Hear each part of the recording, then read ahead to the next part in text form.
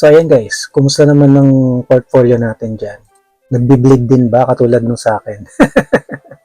So sa nakikita natin ngayon as of March 1, biglang bumaba ng 5,999 ang PSEI. Ayan, sa mga nag-aabang kung kailan bibili ng stocks, kung kailan magandang bumili ng stocks, mag-isip-isip tayo ngayon kasi doon sa may mga pambili, timingan natin, although hindi naman talaga natin alam kung kailan, katulad ngayon, hindi natin na-expect na nitong mga nakarang araw, kung makikita natin to, although sa unang glance pa lang yan for this month, or for the past month, mas maraming red candles kaysa sa, mas maraming downtrend kaysa sa white candles. Pero, at saka sobrang lalaki ng gap. Okay? And yun nga, last February 28 nung Friday, nagsara ang PSEI. Actually, nag-open siya ng 6,143. Tignan nyo naman, hindi natin ma-assess dito, napaka-konti lang yung changes niya. Kumbaga, although ang trend niya ay pataas, pero ang dami niyang moment na bumababa yung presyo kada araw, 'di ba? So, lalo na ngayon, tingnan natin kung anong mangyayari sa March 1, sa Monday. Sa March 1 pa lang ngayon. Sa March 3, yan, March. So, yun nga guys, no? 5,997.97 or mas mababa siya ng negative 2.06% or 126.12 points compared doon sa nung Thursday. And as you can see, ayan nga, medyo namumula yung iba nating mga stocks dyan, katulad ng Ayala, minus 5.84%, and then yung Monday dito ay nasa negative 0.49%, and yung SM ay nasa negative 4.03%. Actually, matagal ko nang hinihintay yan guys, na bumaba sila. All in all, yung ating current total account equity value is nasa 534,301.16 or mas mababa ng negative 2.10% or minus or negative 4,917.51 dito sa account na hinahandle natin. At yung mutual fund na minamanage din natin ay negative 2.63%. Pero okay lang yan kasi nung time na bumili ako nito, nung nagdagdag ako ng mutual fund, umabot pa nga yan ng negative 8%. Kaya nagdagdag ako ng additional 40,000 sa mutual fund ng Call Equity Index Unitized Mutual Fund. Mabalik tayo dito, no? Gaya nga ng sinabi ko, matagal ko nang hinihintay na bumaba uli yung presyo ng Ayala, SM Investments Corporation, kasi sila talaga yung mga, kumbaga, malalaki yung price per share kasi nila. No? So, kung mas marami kang mabibiling presyo, or ang tama ba? Kung mas marami kang mabibiling stocks sa mas mababang halaga, mas maramdam mo yung effect nito kapag umangat na uli yung stock price niya, di ba? So, abang-abang tayo dito na katulad nitong sa AC. Check natin yung ano niya, yung kanyang performance. Ayan, last year gumawa tayo ng mga Fibonacci lines and gawa naman tayo for this year. Okay, so sa nakikita natin dito, na-reach niya yung 739 noong October 2024. Diyan na nag-start yung pagbagsak ng mga stocks, di ba? Last year, October, and then yan, tuloy-tuloy nga yung kanyang pagbaba. And may kita natin dito yung mga moving averages, lahat pababa. Okay, downtrend sila. So, yan yung gagamitin natin sa support or resistance kasi nasa sa ilalim yung mga candles nitong mga moving averages. So, gawa ulit tayo ng Fibonacci dito. So, saan tayo gawa muna tayo ng line, di ba? So, kung titingnan natin yan, dito sa trading view, dun sa mga nagtatanong kung anong ginagamit kong itong parang graphical chart nila, trading view ito. Okay, ito din kasi yung gamit ng Call Financial. So, kung sa Call Financial, click nyo tong AC. Let's say, kunwari meron kayong AC. Click nyo yung stock code. And then, dito sa bandang taas, ito, upper left, dun sa kanilang menu bar, meron dito charting. Ayan, charting. So, click nyo yan, charting. Tapos, lalabas na tong call charts. Ayan. Actually, mas okay pala dito sa Ayan. Itong mas okay pala gamitin nyo na lang yung Core Financial kaysa doon sa separate na Trading View ito. Kasi mas ano ito mas magagamit nyo lahat, full version siya. Yung sa Trading View ko kasi free version yun. So ilang indicators lang yung pwede ninyong magamit. Okay, so mabalik tayo sa Ayala. So ito nakikita natin is BDO. So ito tayong Ayala. AC. So i-type nyo dun sa symbol search AC. Then click Ayala Corporation. So gumawa na rin tayo ng mga Fibonacci retracement nitong mga nakaraang buwan. Ayan. So parang ang gulo-gulo na ang gulo-gulo ng tignan yan. Last year yan. So dito na tayo. Move on na tayo dito sa next. Yan, itong part na ito. Kumikita natin na lahat ng moving averages dyan. So, pag sinabing moving averages, itong mga colorful lines na parang mga wire. Diba? Kung may papansin natin, para sila mga wire. So, mga moving averages yan. Pag sinabi mong moving averages, ito yung mga mini-measure nila yung galaw ng bawat price per day kung let's say for a specific time period. Okay? So, pag sinabing moving average 5, edi mi-measure niya yung 5-day moving average. Okay? So, pag sinabing ganon, ibig sabihin, let's say, from Monday to Friday, kung magkano yun, tapos uusog lang siya na uusog, kung mi-measure niya yung 5 days. Ibig sabihin, kapag 5 days, mas mabilis yung pagbagsak. Katulad nito. So, dito natin makita yan. Moving average multiple. So, nakalagay dito, merong iba-ibang colors dito. No? So, 1, 2, 3, 4, 5, 6. Tapos, dito bilangan natin yung mga wires dito. 1, 2, 3, 4, 5. Okay. So, pag mapapansin niyo ang pinakamabilis bumagsak dito na moving average is yung maliit na mini-measure. Let's say, may 5 days lang. So, yan yung violet dito na makita nyo dyan is yan yung pinakamabilis bumagsak. Maramdaman niya agad yung pagbaba kasi nga, ang mini-measure niya lang is yung mga few days ago. So, pinakamabagal yung pagbagsak dito is itong nakikita natin na to. Ayan o. Yan yung pinaka-last Siguro mini-measure niya dito. Tingnan natin to. Ayan o. Okay. So, may kita natin dito. Ayan o. Pag dinouble click natin yung moving average multiple, yung first period niya is 14 days, tapos 21 days, 35 days, 50 days, 100, and then 200. So, kita mo agad dyan kung gaano katagal yung trend na yon.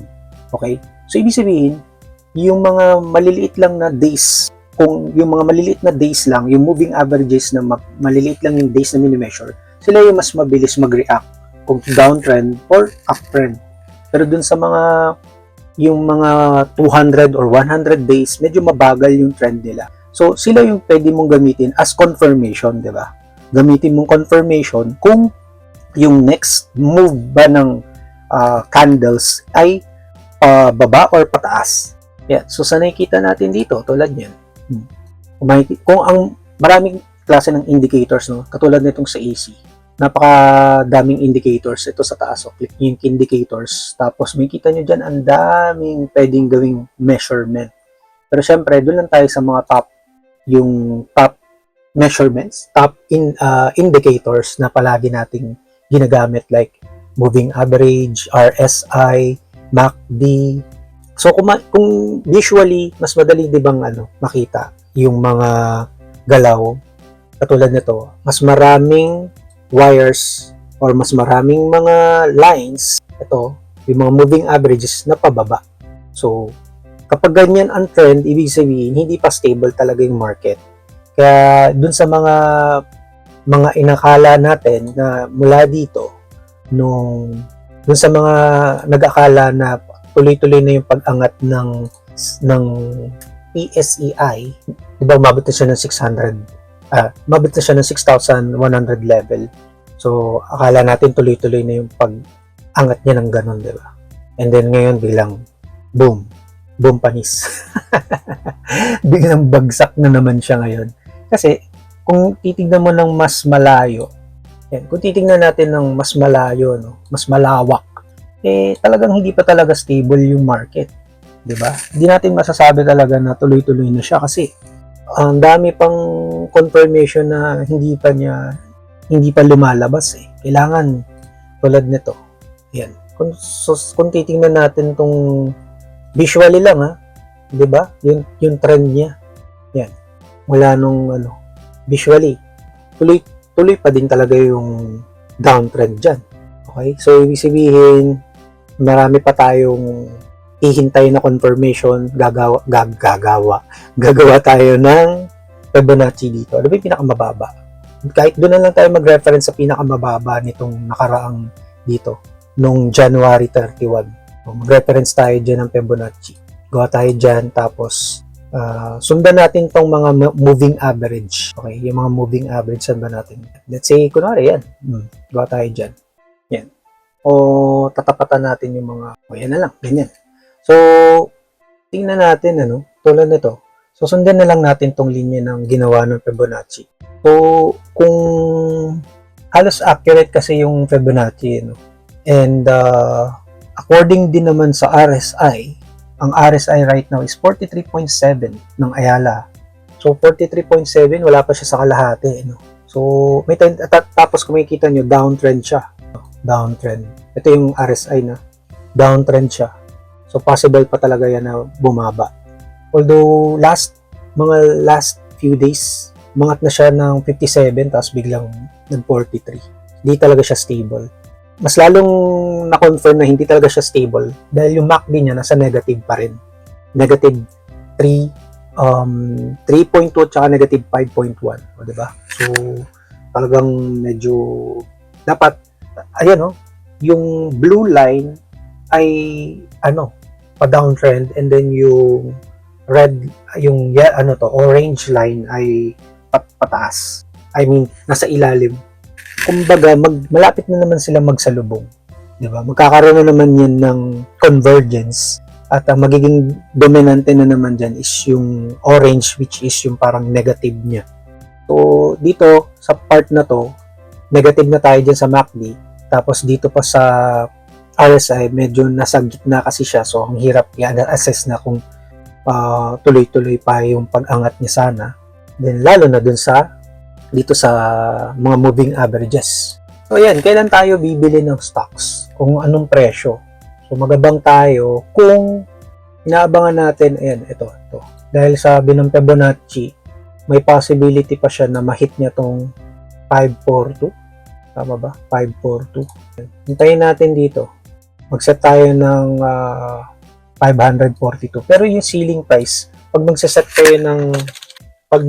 kayo ng presyo, okay, tingnan nyo yung ceiling price dito sa baba. Ito, ceiling price at saka yung floor price. Ayan, tingnan nyo yung floor price. Sabi dito, yung Ayala Corporation, ang floor price niya ay 395.5. Okay lang kasi 395. Sobrang baba na niyan, Parang napaka-imposible naman bumaba ng ganyang presyo yung bumaba ng ganyan kababa yung Ayala. Yun? Parang bumalik lang tayo sa Bumalik tayo 10 years ago. And again, so kung magsaset tayo ng price, tignan natin muna yung floor price. Kasi maging din tayo, realistic din tayo sa isa-set nating price kung may chance bang bumaba ng ganong presyo. Tulad ng ginawa ko, ito, nakaabang na ako dahil bumaba nga yung stocks ngayon, bumaba yung PSEI, di bababa din yung mga presyo ng mga stocks ng mga companies na to. Depende dun sa financial capability or company performance, di ba? So, nakaabang tayo dyan, nagset tayo ng presyo kung kailan natin bibilhin yung isang stocks katulad nito. Yung AC, nagset ako ng 539 pesos per share. So, ibig sabihin, bibili ako ng 100 shares ng Ayala Corporation kapag bumaba siya sa presyo na 539. So, 539, tingnan natin siya dito sa chart. 539, nasaan ang 539? 530. Ito. Mas mababa pa pala yung sinet kong presyo. So, namimili lang tayo dyan sa bandang baba. Ginagamit natin itong mga tools na to. Baba natin to 530. So, hindi ako expert dito guys ha. Disclaimer lang, hindi ako financial advisor. Nasa sa inyo yan kung gagayahin nyo yung mga nakikita nyo dito sa YouTube natin. Pero as a guide, kumbaga lang din, pare-pares tayong mag-learn. Tama lang, di ba? Sabi ni Fibonacci, let's say mag-antay tayo ng mga 542, kung bababa siya ng 542. Tapos, ang sinet kong price dito sa Call Financial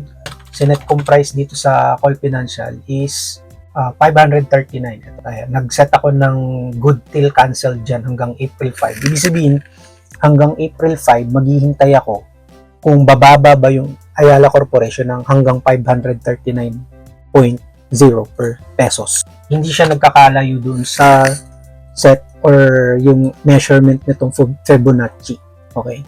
So, kung nag-set kayo ng Fibonacci, yung mga lines na nakikita nyo dyan, iba-ibang colors, pwede nyo gawin niyang support and resistance. Confirmation niya na kung let's say, kung ilang resistance ba yung kanyang na-break, di ba? So, para mas maging confident kayo na, okay, so, let's say, kunwari, kung pataas nga yung trend, paano natin talaga masasabi na tuloy-tuloy yung pagtaas niya? E di, mag-set tayo ng confirmation lines dito, di ba? Katulad niyan, kung tayo dito, sa mga susunod na araw na to, ilang lines sa taas, ilang resistance sa taas ang kanyang i-break. Yun. So, nagset tayo ng price. So, ako, at this point, ang price na hahantayin ko ay 539. Tingnan natin kung lalagay tayo ng target price. Yan ang target price ko, 539. Hintayin natin dyan. Target price natin is 539. Currently, ay siya 552. So, yan ang set natin sa Ayala Corporation. So, ayun guys, I hope nagustuhan nyo itong video natin at abangan nyo pa yung iba nating titingnang mga performances nitong mga companies or stocks na meron tayong hinahandle. Kaya, ano pang hinihintay nyo? This is Alan and mag-like na kayo, share and subscribe. Kung di pa kayo nakasubscribe, mag-subscribe na kayo at hit nyo yung notification bell para lagi kayong updated sa aming mga susunod pang i-upload ng mga videos at sa iba pa mga topics namin related sa pamumuhay dito sa Japan. O diba, kahit nandito ko sa Japan, nag-i-stock market ako sa Philippines. Puntahan nyo aming YouTube homepage, click nyo yung playlist dahil marami kaming playlist dito na makakatulong sa inyong pamumuhay dito sa Japan.